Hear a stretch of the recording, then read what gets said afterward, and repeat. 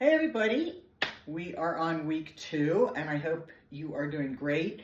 Haven't gotten a whole lot of questions, so I'm assuming nobody's having any issues with accessing the videos or the meal plans and what have you. I will confess, I had my cheat day yesterday and definitely felt awful this morning. So there is something to this, particularly the anti-inflammatory eating. Loaded up with gluten last night, and today again, swollen fingers. You'd think I'd learned this lesson, but when in Rome, so to speak. So we're going to focus on some very functional exercises today.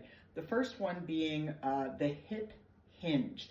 And this really focuses on the stabilizing muscles of your hips, which affect gait, mobility, and can also, everything is connected. So whether it's your low back, your hips, your knees, if one thing is not functioning properly, if that little gluteus medius muscle is not doing its job, then you're going to have overcompensation from some of the other muscles. And even if it's in the same group, the gluteus maximus, medius minimus, you don't want one to dominate. And I mean, you've got minimus, which is baby, medius, which is mama bear, and maximus, which is papa bear. So it's obviously which one, naturally is going to be stronger. So we want to focus on those smaller muscle groups. To recap from last week, we were talking about, shoulder stability, shoulder stabilization, and how as we stretch the chest and simultaneously contract, isometrically work the back muscles, we work on shoulder stability. So today we're going to be talking about the lower half. Now, I have a yoga block here. You can get one at Target or probably TJ Maxx for less than $10. Order it on Amazon. You can do this on your staircase as well, but for the purposes of this video, this is what we're using. Now, I have this by the wall. I'm sure that I can do this freestanding because I have decent balance, but if you are challenged with balance, you definitely don't want to start on that. And, particularly not on the steps. Usually with the stairs, we have a railing that we can hold on to, but I've got this set up so that I can lean against the wall, and I want to place one foot, very, very stable in the center here, making sure that it's centered. Okay, and I want to kind of do this turned out a little bit just so you can see what I'm doing. I'm actually elevating this hip and then dropping it down. So basically I'm like touching the floor, I'm lifting up. Now notice this other leg is bending and straightening. So I'm kind of doing a mini one leg squat, which is great. I can squeeze my gluteal muscles, as I'm coming up. So I'm getting that workout here, but then I've got to lift my hip up, drop it down, lift it up. So as my right leg straightens, my left hip is elevating, and I'm drawing my belly button towards my spine. And I'm going to try and do, I've lost count, but I'm going to aim for 10 to 12 of these. So let's just call that 12. Okay? Catch your breath. We'll go around to the other side. Give you a little different vantage point here. All right, I'm getting my foot centered. So again, I'm doing that one leg squat, lifting my hip up. The foot goes down to the floor, the hip goes up. It's a little bit of coordination going on here. You're inhaling down, you're exhaling up. Focus on right here, and definitely don't hold your breath. Doing the talk test, like I'm doing, is a good way to remain aerobic because it is with oxygen. When you cannot speak fluidly while you're exercising, that usually means you're going into an anaerobic, which is without oxygen state. 2 more of these. Perfect. Now, not everybody is going to be able to do 10 to 12. That's okay. Do what you can do. You can do these every day if you want, because we're not adding a load. Now, eventually, if you want to hold a weight while you're doing that, no problem at all. You could use a band, you could use a dumbbell, and we'll slowly add on to that. But for now, I want to keep it pretty simple because we're just on our third workout, and we've got, what do we have? 6 more weeks to go. So we have a lot of progression. You can do multiple sets. You can do them throughout the day. I like to leave these things laying around in a place that I'm not going to injure myself, of course, or trip over it, which I am very likely to do. Because then throughout the day, I see it and I'm like, oh yeah, do that quick set. Remember, we don't have to do a half hour or an hour all at once. Bite-sized little nuggets. Just get that 5 minutes in multiple times a day, and you're going to meet that requirement. Now, your minimum or your recommended minimum for cardiovascular training is 150 minutes of low to moderate intensity exercise, cardiovascular exercise per week. This, sure, it's going to get your heart rate up, but that doesn't really count towards that. This is more your strength training, your functional movement. So I like to fit these in throughout the day so it doesn't really take away from the other things you have to do, and you don't feel like, oh God, I have to do that exercise, because it is done. All right, so hip hinges, it's going to be great for your gait, for your stability, for your balance, and your core. Okay, we are going to do a hip hinge and a squat, and I want to show you the difference. So in a squat, we'll see how well I can do this. Basically, we want my upper back and my shins to be parallel. So something to that effect, okay? Looking straight ahead. But I'm keeping my chest elevated. And there are all different ways you can do it. You can do it with a bar, put your hands here, you can put your hands here. That's not the point. The point is we're keeping our chest elevated. Now a hip hinge, and this is a really good cue to do this with ease. So I'm gonna stand with my heels or my feet about 6 inches from the wall, okay? I'm gonna stick my butt out. Watch what happens. As soon as I put my butt against the wall, I immediately go forward. So watch this. If I just go, notice the difference. I'm not staying upright. So I stick my butt out and I hinge forward. So it's at the hips. So I want you to practice a couple of those. We've already talked about squats. Now, one thing that you can do if you're not comfortable with a freestanding squat, see if I can fit between these pictures, is do a little wall squat. So for those of you who your knees don't bother you, you can come down to 90 degrees. If not, stay where you're comfortable. I want you to squeeze your shoulder blades back, draw your belly button in, look at your thighs, make sure they're parallel.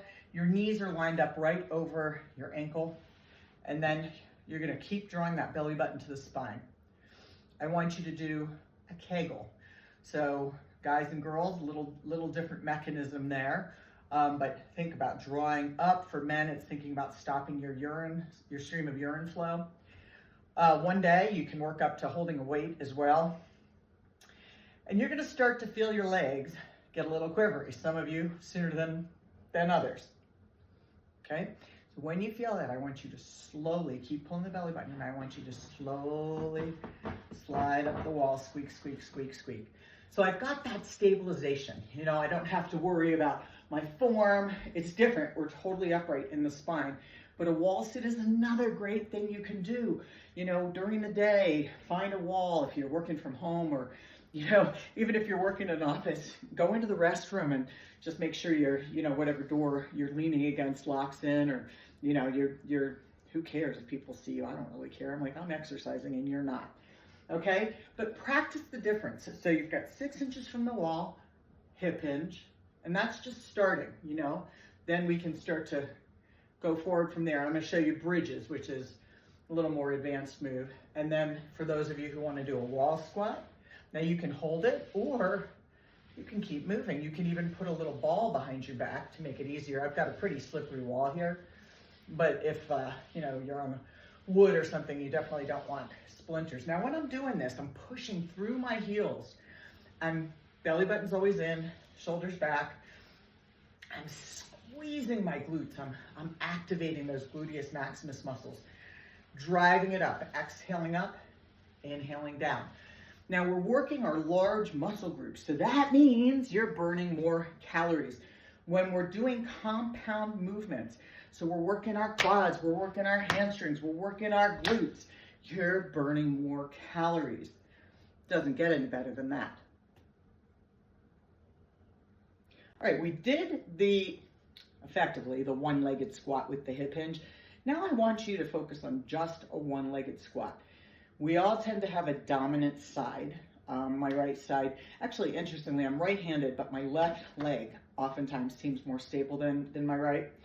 So it's nice to do them independently as opposed to a squat where we're doing, both legs at the same time. I'm going to use my little yoga brick again. Now, for those of you, as you get more advanced, you can use balance discs, you can use a Bosu balance trainer, but we're definitely not there yet.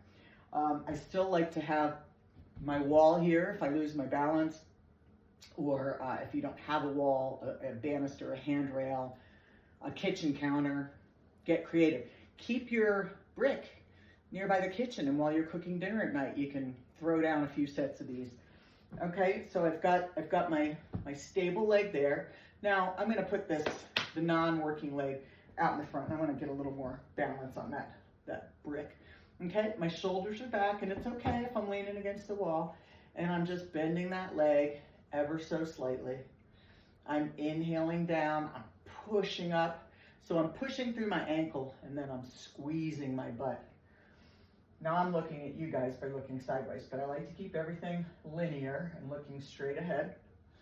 Inhaling down, and you'll probably get more tired quicker with this because that one leg is doing all of the work. Okay, so I'm going to do 10, and then we're going to switch sides, make sure that foot is good and stable. All right, leg is out, shoulders back, inhaling down. Now, although my left leg sometimes feels stronger, my knee is less stable. So I have to really focus because my knee wants to go toward the middle. And so I have to think about actually pushing outward a little bit with my knee while I'm doing this, because I don't want to create more of an imbalance. I want to correct that muscle imbalance. We'll do one more. Now that last one, actually, I felt a little twinge of knee pain. So if you're doing that and you feel pain, first off, try and do a smaller movement. Don't go as deep. If you're still feeling pain, then maybe you're not ready for this. Work on the hip hinge and work on the two-legged squat, and we'll get there. We'll work on strengthening the knees. Remember the foam roller against the wall, legs over the foam roller, and we're extending our legs out. That is the end-all be-all for stabilizing the knee and for protecting you from injury, but also for reducing pain.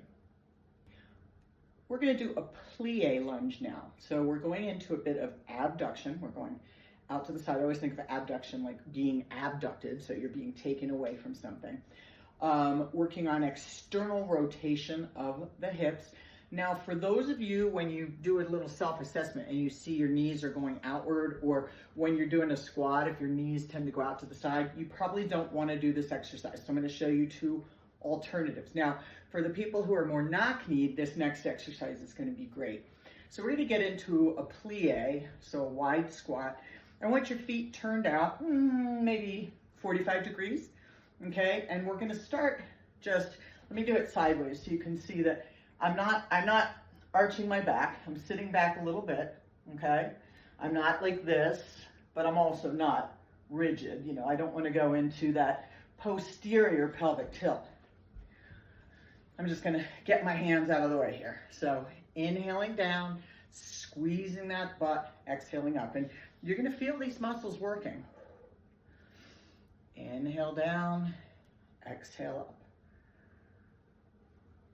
Once again, I keep repeating this, eventually you can start to add some weight, but don't go from nothing to 25 pounds at once. Work up to it so you don't find yourself unable to get up out of bed tomorrow.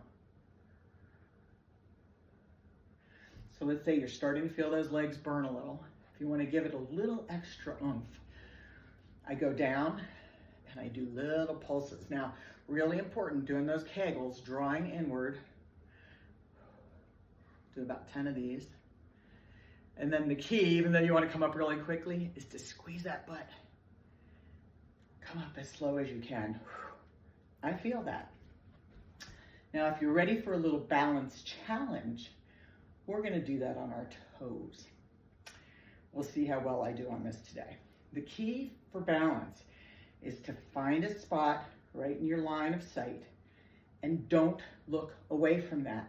So you see your dog walking in the corner, somebody over there, don't look at them. Keep focused on that one spot. This is a great way to work on your balance. So I'm going to get in that same position, maybe come in a little closer, And I'm gonna put my arms out, so I'm creating a wider base of support. And I'm gonna go up on my toes. Same thing, inhaling down, exhaling up. Sitting back just a little bit. Inhale down, we're still working those compound muscle groups, which is great because we're burning lots of calories here. Inhale down. If you want to go a little deeper, you can. I never go below 90 degrees because that tends to put too much pressure on my knees. You know, once you've hit middle age, you know, we're not doing the things our counterparts who are 20, 30 years younger than us are. Some of you are, and that's great. I'm just not one of you. Now hold it down. Itty bitty pulses. Get up on those toes. 4, 3, 2. Add a bonus. Hold it there for 10, 9, 8, 7, 6, 5, 4, 3, 2, 1. Come up slowly. Whew. If you've done all these exercises, you should be feeling a pretty good burn right now.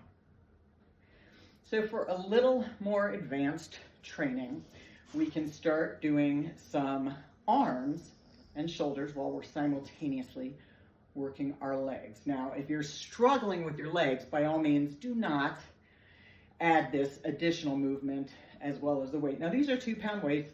My recommendation to you is start with 1 pound or soup cans, even if it feels really easy, okay? So we've got a couple of different ways we can do a curl. One is your palm is facing up. Another, which I call a hammer curl, looks like you're hammering. And the other is an angled curl. So I try and think of movements that are in the same plane of motion for both my upper and my lower body. So let's go back to those plies we were just doing. We won't do the tippy toe ones, okay? So, legs are straight, arms are straight, legs bend, arms bend. Keep your wrists stiff. We don't want them like this, okay? Now we gotta get back to start, okay. You're gonna be like, Andrea, every time you do exercises, I just hear pop, pop, pop, pop, pop, pop, pop. And that is all my years of good exercise. I'm wearing down my joints, which we are not gonna do for you guys because we're gonna do this properly.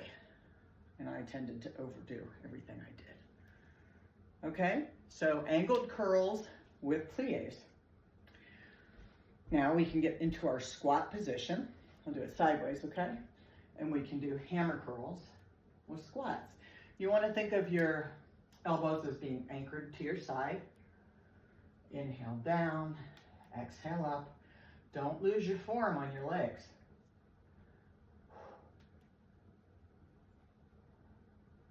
This is good. Now I'm not going to have to do a workout later.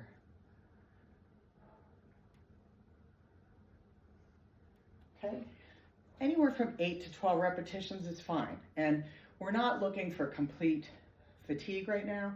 Just want to feel like those muscles are talking to a bit.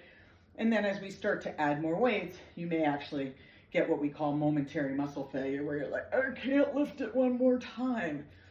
So we did angle curls and plies, hammer curls and squats.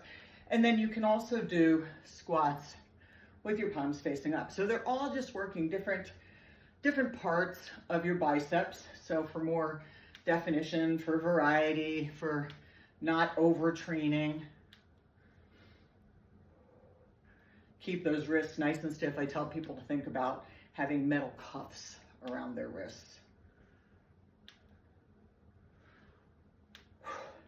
All right, good job. Hopefully you're working up a little bit of sweat right now. Remember, you don't have to do these all at once. We can break it up into bite-sized workout nuggets. So last week we were doing tricep dips off the edge of the chair, focusing on our bye-bye arms or our triceps. We're gonna add an overhead press today, starting with the baby weight. And let me show you from the back and the side. So we're basically keeping our elbows in close, letting that weight just dangle down, inhaling down, exhaling up. Here's your side view. Okay, now let's add those plies. So we're gonna inhale down. So maybe set 1, you're using your biceps. Set 2, you're doing this with your triceps. Inhale down, exhale up. Make sure you don't forget to breathe. Good, keep those elbows in, elbows pointing up to the ceiling, and you may not all be able to get your arms perfectly straight up and down. That's a range of motion thing, actually. So let's say your arms are out here. That means we need to do some stretching. Okay, so usually that's tight lats and tight pecs. Now, what you can do is you can do a wall slide. Let's see if we can catch this on camera. So I'm sliding my arm in and just letting it go up the wall, ideally trying to get my body totally against the wall. Okay, so what it would actually look like is if I was going up like this and then walking my body in until my arm was straight up and down. And I see this a lot with people recovering from breast cancer, following a mastectomy, reconstruction, radiation.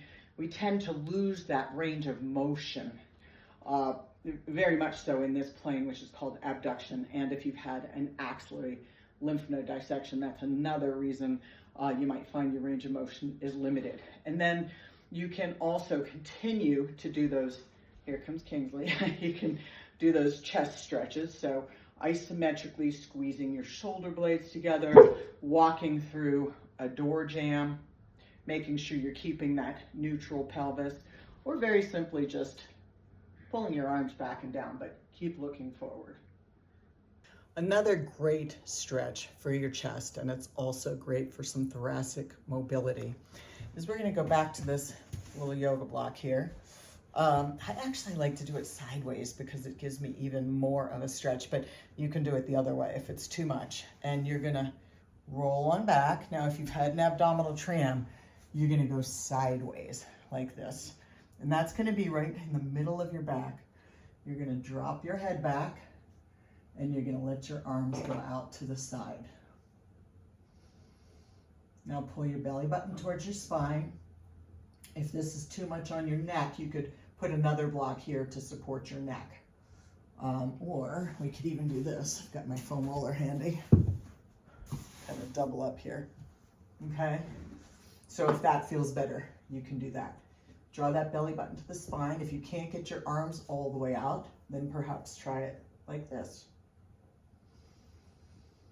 Just focus on your breathing right here. Feel that rib cage opening up. Now, if you put your finger or your hands here, feel that belly expand on your inhale and then let it all go out. Inhale, exhale. Inhale, exhale. Now, normally, we tend to inhale through our chest. So I want you to really focus on inhaling, making a pooch, exhaling. Deep diaphragmatic breathing. And not only is this serving to stretch your chest and give you some thoracic mobility, but it is also great for the immune system, and part of that is your lymphatic system. In fact, we start our lymphatic drainage exercises with deep diaphragmatic breathing. So while we're down here, and let's finish up our workout for today with some bridges. Let me get this out of the way. Now, once again, if your head is tilting back, like if you have severe forward head, you're gonna wanna put something underneath your head on the floor so your head's not tilting back, restricting your breathing and making you lightheaded. Now, for those of you who are able to, you're gonna roll down into this position. So if you've had an abdominal tram, you might start by being on all fours and then, hello, Kingsley, rolling onto your back. He's doing a down dog. All right, we'll see if we can do this. Okay, so I want my chin in neutral. Now I can also place my hands behind my head. I want my feet underneath my knees. And let's start with a pelvic tilt. So if I put my hand underneath here, I'm basically pressing my kind of mid-lower back against my hand. We did this day one, I believe. Okay, just get used to that. Give yourself a little mobilization there. Okay, do that a few times. Now, we're gonna hinge our hips. So I want you to lift up. Now, some of you may only be able to go up to there, while others can get all the way up. My quads are really tight right now, but I'm squeezing my butt. I'm engaging my abs. And then I'm lowering down and I can get a little stretch. Now, if you get a Charlie horse, you're cramping up back here, just stretch that leg out. Push your heel towards the ceiling. Okay? If you haven't drank enough water, very likely that this will happen. So we'll go up, hold it, 1 Mississippi. Make sure that your thighs are staying parallel. You're not seeing your knees go out to the side. If you are, you can take this little old yoga brick, that's probably too wide, and I can squeeze it as I'm going up. So we're inhaling down, exhale up, squeezing those thighs together. Relax. So this is for those of you whose knees tend to go out to the side, but we have a different option for those of you who tend to collapse inward. All right, so for those of you whose knees tend to collapse inward, we're going to take our band, assuming you've gotten them, put it right around the top of your knees. Now, if you are at risk for lower extremity lymphedema, for example, you've had pelvic lymph node dissection or radiation anywhere from your belly down, I would prefer you not to do this. Instead, I want you to just think of pushing outward. Not so much so that you're going into, a butterfly, but just if your knees tend to do this, I just want you to straighten them out like that. You can also have somebody put their hands on the outside of your knees. So let me show you this version and then we'll wrap it up for the day. So I'm gonna roll on back. Okay. So as I go up, I'm gently pushing my legs out to the side, inhaling down, making sure my thighs are staying parallel, and you can use a heavier band if you want. Inhale down. Squeeze that butt. Okay, and you can, work to do, let's say, anywhere from 8 to 12 of these. And then let's just finish with a few little stretches. So you're gonna wanna decompress your spine now. We were arching it, so now let's bring both knees into our chest. You can also put your hands underneath your knees. Get in the picture a little more. You can put your hands underneath your knees so you're not putting pressure on your knees. And then we can extend one leg out with your foot flexed. Bring that knee all the way in. They call this the wind removing pose in yoga, so be careful on that one. Try and hold these stretches for 20 to 30 seconds for the best result. Keep your head in neutral. Okay, then I'm going to bring this leg in before I put that one out, especially if you have a testy little lower back. Bring this all the way in. Push the back of your leg towards the floor. If you're unable to do so, that's okay. It's a flexibility thing. We'll work on that. Okay, so from there, we're going to stretch out the back of our leg. Now, we're going to do what's called threading. So we're going to bend and straighten about 10 times.